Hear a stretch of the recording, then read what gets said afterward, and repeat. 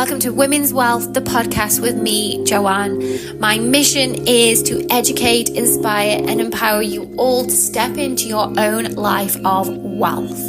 That feeling of being so rich in your mind, body, and soul. I'm so happy to have you here. Let's get straight into it. Back to another episode of Wealth with Joanne. My name is Joanne, and this is my podcast. Thank you so much for joining me. If you find yourself here every week, please like, subscribe, leave a comment, 5 stars, all of the things. I really do appreciate it. And if you find yourself just listening to the podcast, you can watch me over on YouTube.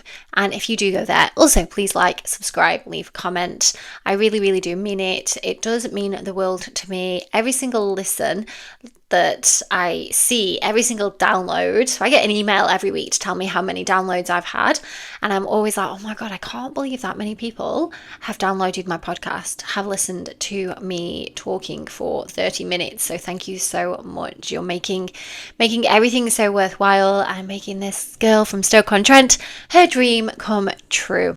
With that leads me nicely to this week's podcast, actually, because I want to talk about finding joy in life, because I feel like the world is really heavy at the moment, and a lot of people that I'm speaking to, myself included, I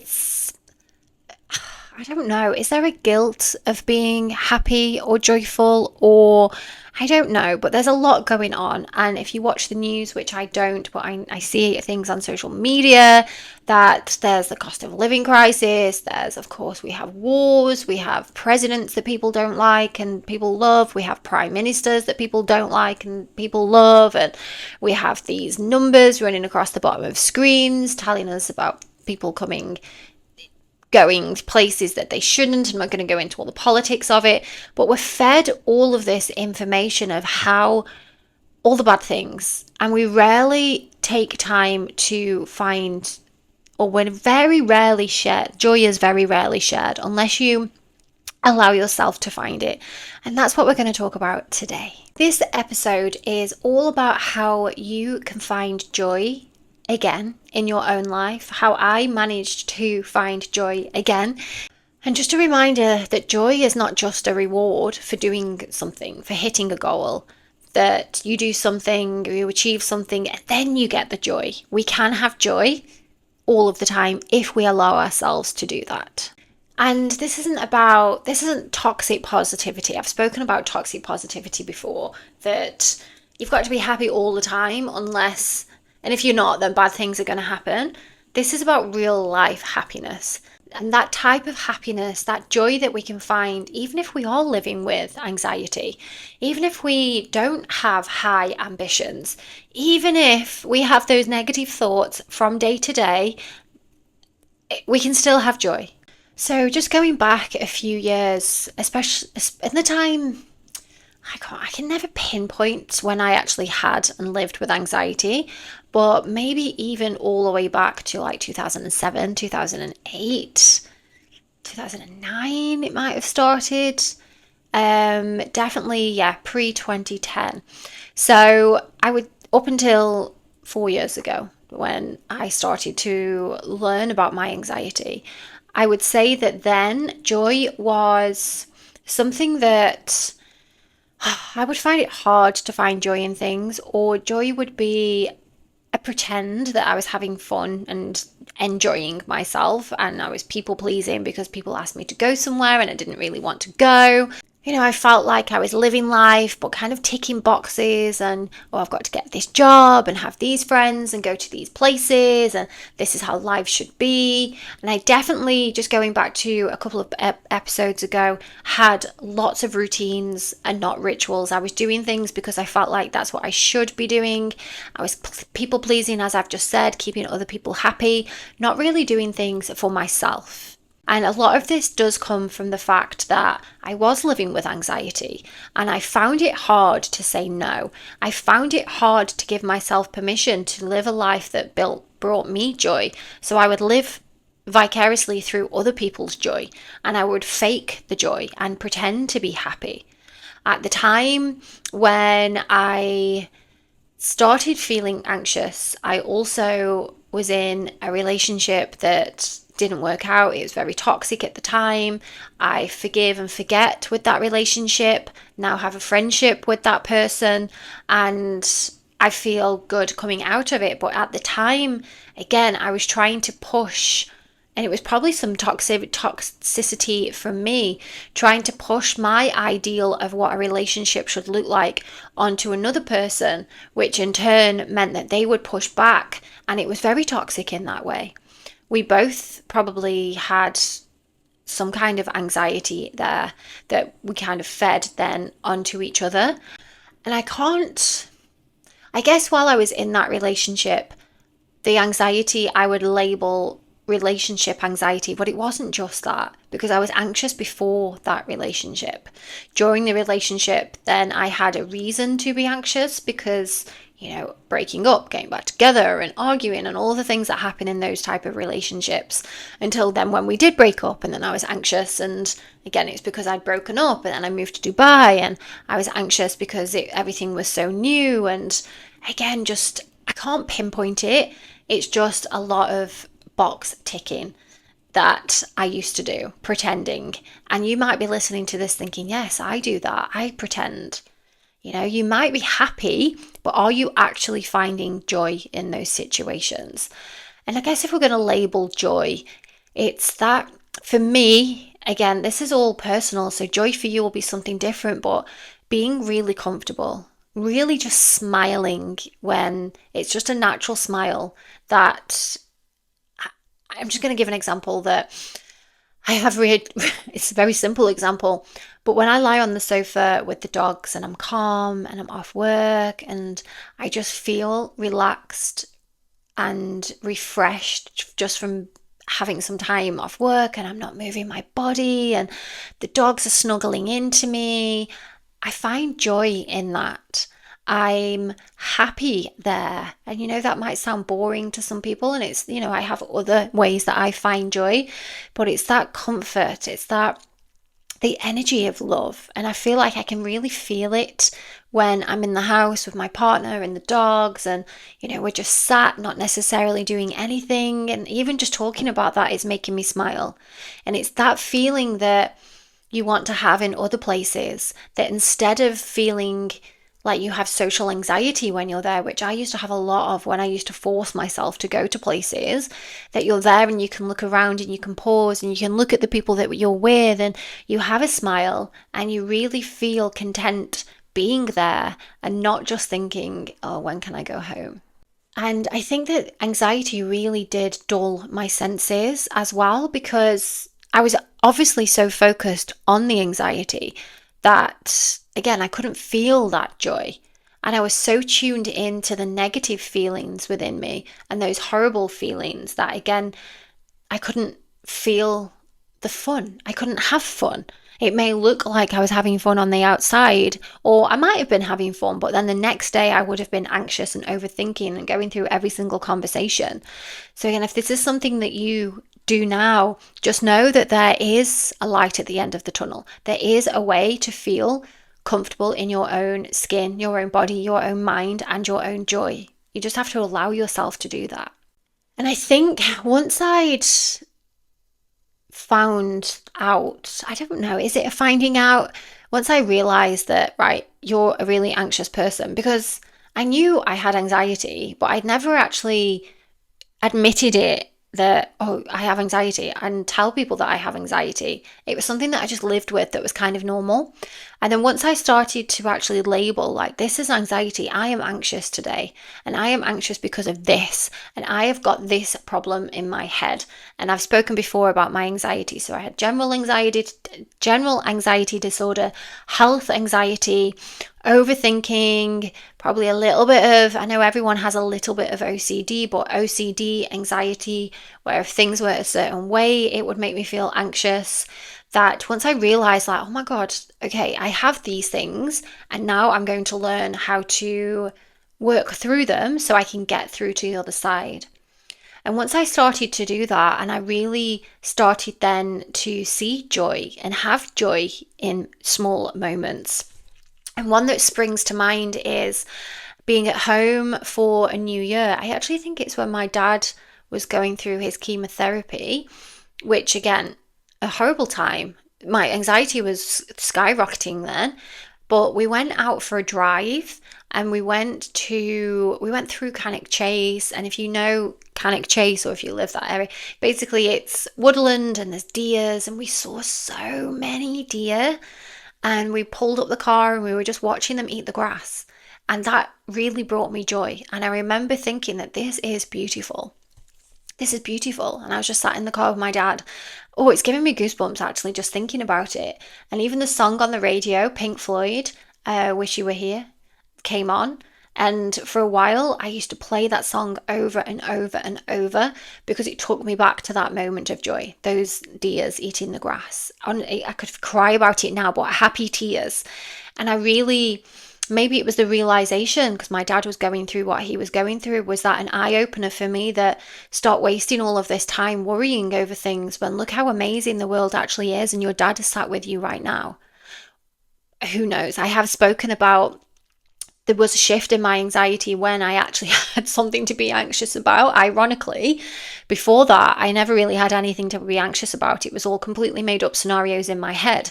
When my dad got sick, it was actually, was it 6 years ago? It popped up on my phone that we've shaved his hair off. And it was something that then I was like, oh, okay, there's an actual thing here going on that I'm anxious about. And it really, maybe it was I don't know. And I've spoken about this before in other podcasts, and I'll never know. I'll never, but that horrible time was what opened the doors for my new life and my dad's as well. And a lot of other people in my family. It was changed us all for the better. And I guess once I started to allow myself to see joy, I can't pinpoint it to the deers eating the grass, but then I went to Wales with my partner. We were only just brand new. We were brand new. We were only just together and we went to Wales.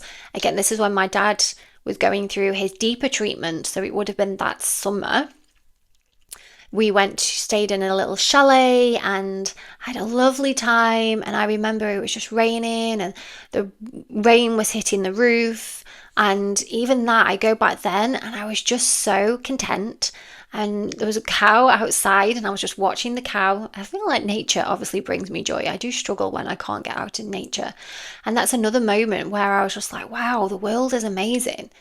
And I feel like these moments then just started creeping up on me, and going to the beach. And instead of just going to the beach and being at the beach, listening to the waves and looking at the horizon and how tiny and how small I actually am. And the same with the stars. And these small moments just bringing me joy. Sitting outside in the garden in the winter and drinking my coffee in the morning with the dogs.